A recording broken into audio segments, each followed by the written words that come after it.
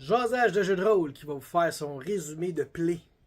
Troisième play qu'on faisait. On va vous résumer ça. Ça a été un petit play, disons-le comme ça, parce qu'on a un bassin de, mettons, on va dire 10 joueurs, tu sais. Mais là, j'en ai deux qui ont dû quitter à cause de leurs engagements professionnels, à cause de leur job. Ils ne pourront pas être là ben souvent, fait qu'ils ont dit on va se retirer. Puis j'en ai comme eu trois qui étaient malades aussi, parce que là, c'est la saison des malades, hein, tout le monde est malade avant les fêtes. Donc, on avait 5 joueurs. On avait le père Darius, qui est un nouveau Trébert, c'est un père prêtre. Après ça, on avait Morgane Labrouha, qui est une avocate. On avait Steve Côté, le toréador, avec son grand chapeau. On avait la Nosferatu Vilnus. Et Alexis Rondeau, le Malkavian, avec ses 4 autres personnalités. T'sais. Fait qu'on a ces 5 beaux joueurs-là qui sont là. Et toute l'animation était disponible ce soir-là. Donc, on avait le prince qui était là, mais il n'y avait pas le choix.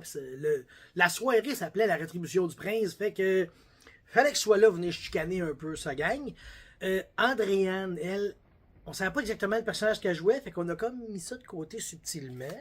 Moi, je m'emmenais avec Garim. Garim, c'est un Nosferatu, garde du corps, mercenaire. C'est un pète-gueule. Je me suis fait un bat de baseball avec du sang dessus. Puis là, j'étais là, ça ici, c'est du sang de Nosferatu que j'ai dû battre. J'ai un peu de Ventrue sur le E aussi, tu sais. Puis je suis arrivé un peu plus tard à la soirée parce qu'il fallait que j'aille chercher la fille d'Andréane, je la ramène à la maison après sa job, tu sais. Fait que j'ai dit, ouais, excusez du retard, j'ai eu un peu de problème avec un Malkavian déguisé en clown qui faisait un peu de trouble dans le bas de la ville de Providence, fait que j'ai réglé le problème, puis là, j'étais avec vous autres. Et Christophe, lui, a été photographe et caméraman. Il a pris des photos, il a pris des vidéos. Parce que je ne sais pas exactement. Peut-être qu'il n'avait pas le goût de faire des personnages. Ou bien on s'est dit 4 comédiens pour 5 joueurs, ça devient beaucoup. Tu sais. Mais il y avait aussi, comment dire, tu sais, c'est Christophe qui prépare la trame, la main quest, la trame principale de la saison. Donc, peut-être qu'il voulait surveiller comment ça se passe. Tu sais, parce que, bon, je vais vous l'expliquer tantôt c'est quoi la trame. Donc, le prince est entré, tu sais, puis là, il est arrivé, puis là, il a un peu chicané ses troupes, mais en même temps, les gros noms à chicaner n'étaient pas là. Tu sais, il était fâché contre Gabriel Lemoine, le trémaire qui a lâché son poste d'Elyséum, de gardien de l'Elyséum, puis qui a donné ça à un gangrel que personne connaissait. Le gangrel que personne connaissait n'était pas là. Ils ont tué Sagoul le dernier coup. Selon les histoires, ça serait Victor Vic Valois qui l'aurait tué, cette goule-là. Il était pas là. Après ça, Elinor, la primogène Gangrel, c'est elle qui aurait dit genre ouais, comment c'est écœuré de cette goule-là? C'est quelqu'un qui va faire taire un peu, tu sais. Donc, il était fâché contre Elinor, fait qu'elle était pas là. Donc, quand Garim est arrivé, le prince est arrivé et dit Garim, vous allez aller me chercher Elinor, j'en ai besoin pour ce soir. On doit discuter. Fait que mon Nosferatu, je suis parti chercher Elinor. Fait que je me suis comme retiré du pied pendant 10-15 minutes. Et là, le prince est venu présenter ses projets. Parce qu'on se souvient que le dernier coup, là, les primogènes ont tous réussi leur projet, sauf les trémères. Et le prince, aucun projet n'a passé. Fait que le prince était fâché, là. On se sac de mes projets, puis on tue ma goule, puis le gardien de l'Elysium, il n'a aucun respect pour son poste, il met n'importe quel taouin. Fait que là, il était fâché. Il a donc donné ses 4 projets aux joueurs, aux personnages. Il a dit, bon, là, vous me faites ça, tu sais. Il y avait le projet de la tour de Granby, le programme Aegis, les docks criminalisés et l'hôpital bouddhiste. Les 5 personnages se sont donc approchés, puis là, on avait comme les projets, c'est des papiers, puis là, ils peuvent voir un peu ce que ça prend pour le réussir et ce que ça donne le réussir. C'est un peu ça le but. Une des facettes de ce play-là, c'est de jouer nos influences vampiriques sur le monde mortel pour s'les échanger, puis réussir des projets et plaire aux princes, aux primogènes. Fait que là, les joueurs ont pu regarder ça, et la trame principale de la saison, c'est l'événement. OK, là, on a commencé ça. Là, ça fait 20 ans que Providence n'avait aucune créature surnaturelle. Et là, on recommence à reprendre la ville, dans le fond, le contrôle de la ville. Donc, les joueurs, dans leur enveloppe de départ, parce que chaque joueur, quand il arrive, on lui remet une enveloppe. Puis là, dans l'enveloppe, il y a son perso et il y a une lettre.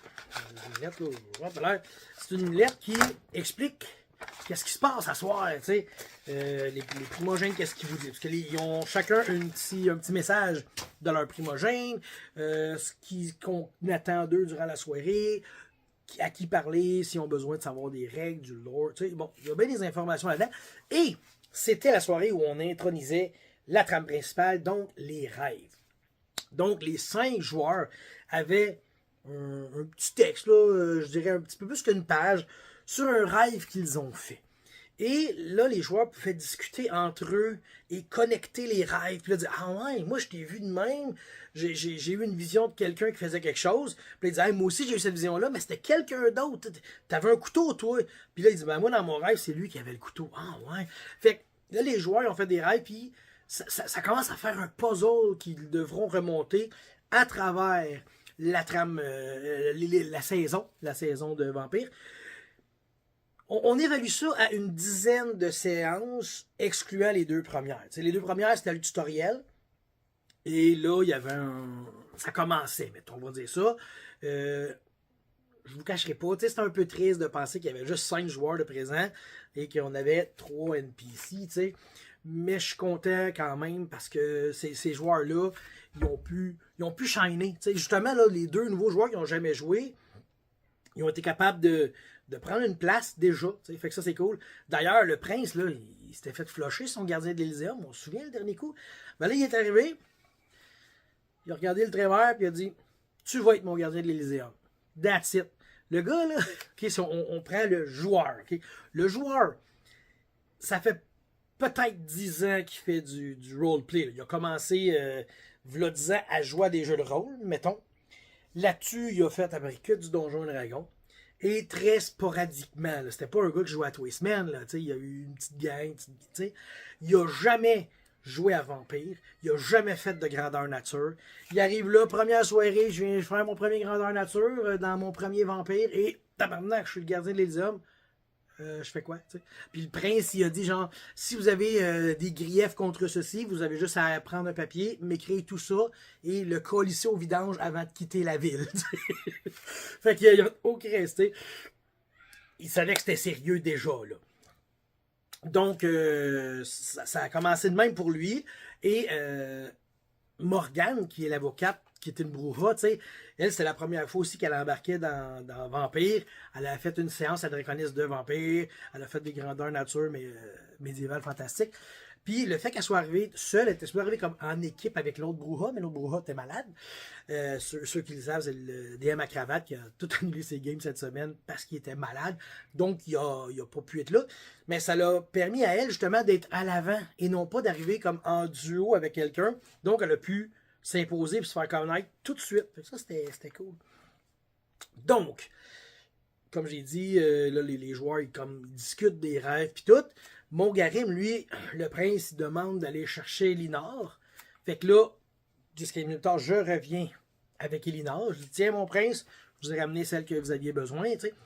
Fait que, il dit, OK, il commence à s'engueuler avec, il explique, il pose des questions, puis il dit, bon, mais regardez, je vais être gentil. Je vous interdis de vous nourrir sur mon domaine habituellement. Là, vous allez pouvoir vous nourrir pendant 3 jours, mais je veux que vous restiez dans mon domaine pendant 3 jours. Et Garim, vous pouvez faire ce que vous voulez. Puis là, il me tend comme un épée. Garim regarde l'épée et regarde le gardien de l'Elyséum. Père Darius, prenez cette épée. On va couper les mains de la primogène Gangrel. Il a pogné de quoi, lui? Il sait pas dans quoi il s'embarque. Fait que là, moi, j'arrive avec mon Nosferatu, je pogne les mains de la Gangrel, je les mets sur la table, je dis, Père Darius, un coup net, franc à la hauteur des poignets. Il arrive avec l'épée, tard, coupe les bras. Elinor s'en va dans la salle de bain, ça va se mettre des bandages sur ses mains. Fait que là, elle avait plus de mains toute la soirée. Puis le prince, il se dit que ça va être ça pour un bon bout. Et après ça, il me dit, allez chercher Elinor, je crois qu'elle a soif. Fait que là, il l'a ramené, il l'a bloodbound. Fait que là, les joueurs ont pu assister à, ça ressemble à quoi, un bloodbound, tu sais. Dans le fond, Elinor confrontait le prince. Et après ça, Elinor était docile comme un chaton envers le prince. Fait que là, les joueurs ont vu ce changement de tempérament-là. Donc, ils ont pu ceux qui connaissent moins ça, faire oh, ok, c'est ça, Bloodbound, tu sais. Ça a été la grosse scène de la soirée, tu sais. Fait que là, les joueurs, ils ont comme, oh, ok, le prince niaise pas de base. Puis là, les joueurs, ils ont continué. Fait que là, ce qui est arrivé, ils ont fait 2 des 4 projets du prince. Vilnius en a réussi un à elle tout seul. Et il y a un autre projet qui a été fait, mais ils ont comme été 3 à le faire ensemble. Mais là, ce qui arrive, c'est que le projet, il était pensé, on va dire, pour 1 ou 2 joueurs. Fait que t'as Vilnius en faisant le projet seul, elle va recevoir 2 points de cadeau, 2 points d'influence qu'elle va rajouter sur son personnage. Mais les 2 autres, là, les 3 autres, ils ont 2 points à distribuer. Fait qu'il y en a un qui n'aura rien, là. Fait que là, ça sera eux autres à gérer. Nous, on gère pas ça. Nous, on anime, mais arrangez-vous. Donnez-vous des dettes ou battez-vous, n'importe quoi. Arrangez-vous. Fait que là, c'est de même qu'on va le gérer la prochaine fois. 2 choses que j'ai trouvé vraiment cool, justement, cette soirée-là, c'est un moment donné, il y a quelqu'un qui a dit OK, Steve, tu vas en devoir une, tu sais. Puis là, les joueurs ont des billets de dette mineure que tu peux donner à quelqu'un. Ils disent ah, je t'en dois une, tiens. Fait que là, quand tu reçois ton enveloppe, tu vois que tu as une dette, quelqu'un te doit quelque chose. Ben lui, au lieu de donner sa dette, il a donné la dette de quelqu'un d'autre. Fait que, tu sais, quelqu'un lui devait quelque chose. Il a dit bon, ben, toi, là, tu la dois à l'autre personne maintenant. Ça a comme fait tu peux faire ça. Le monde a comme capoté un peu. Puis j'ai fait, c'est brillant, tu sais. Puis l'autre chose, c'est Alexis Rondeau, le mal Kevin, tu sais. Lui, il tripe sur ça, les rêves, les prophéties, pis ça, là. Fait qu'il a dit, vu que vous m'en devez tous une, tu sais, je veux que vous veniez me raconter votre rêve. Je fait, que c'est cool. Fait que là, il a comme pris 5 minutes avec chaque personne qui devait de quoi pour qu'il leur raconte son rêve. Ça a été, ça a été le fun. C'est 2 moves qui m'ont vraiment surpris dans la soirée. Fait que ça a continué comme ça, puis je te dirais que là, vers la fin, ben mon Garim il a dit bon ben mon prince, vous avez votre gardien de l'Elyséum, je peux disposer. Il a dit oui, il n'y a pas de problème. Parfait, parce qu'il a mis, c'est vrai, j'ai oublié de dire ça, mais le prince a mis une chasse de sang sur Victor Valois pour avoir tué la goule, et sur Gabriel Lemoine qui a déserté son poste de trémère, le poste de gardien de l'Elyséum, et d'avoir donné ça à n'importe qui, fait qu'il est parti. Mon Garim, il dit, je vais aller faire de la hunt. Fait que je suis parti de même pour que ça clare. Puis là, le prince est arrivé tranquillement, conclut toute cette soirée-là. Après ça, on a eu notre débriefing, jasé, puis tout, ça a été une belle affaire. La prochaine soirée devrait être en février. Fait qu'on a bien hâte. Et j'ai fait appel à des nouvelles personnes pour jouer des persos. Fait qu'on va essayer de gonfler ça parce que tu sais, quand t'as un roster de 10 personnes puis t'en as juste 5, ça change la dynamique un peu. Fait que tu sais, si on réussit à en avoir 15-20 puis qu'on en perd 5, ça va être moins violent sur la game. Mais somme toute, on a eu vraiment des commentaires positifs de tout le monde. Ils ont vraiment aimé ça. Je vous dirais que de ce que j'ai vu, ça a été la soirée qui a commencé le plus lentement que j'ai vu. Ça a monté. T'as eu un bon pic. Là, il y a eu comme une petite descente. Ça a remonté. Puis là, ça a redescendu tranquillement. Puis je pense que ça c'est pas. C'est mort, comment dire, ça s'est éteint comme faux. Il n'y a pas eu de traînée trop longue, puis c'est qu'on s'emmerde à la fin. La coupeuse s'est bien faite. Tu sais, d'ailleurs, j'ai regardé l'heure, mais j'ai fait 10h15 déjà. Ça a passé vite, là. Ça a été une très bonne soirée. Fait que il y a eu de l'action en masse, on a eu le temps de raconter nos rêves. On a comme planté ça, que c'est important. Fait que ces 5 joueurs-là savent à quel point c'est important. Puis là, les autres qui vont arriver, ben, ils vont pouvoir embarquer dans ce bateau-là qui est déjà en vogue. Sur ça, je vais arrêter. Puis on se revoit bientôt pour un autre résumé de play. Quand on va le faire le prochain, là, ça devrait être, comme je dis, en février. Donc, mars, ça va être réglé. Et on se reparle bientôt pour plein d'autres raisons.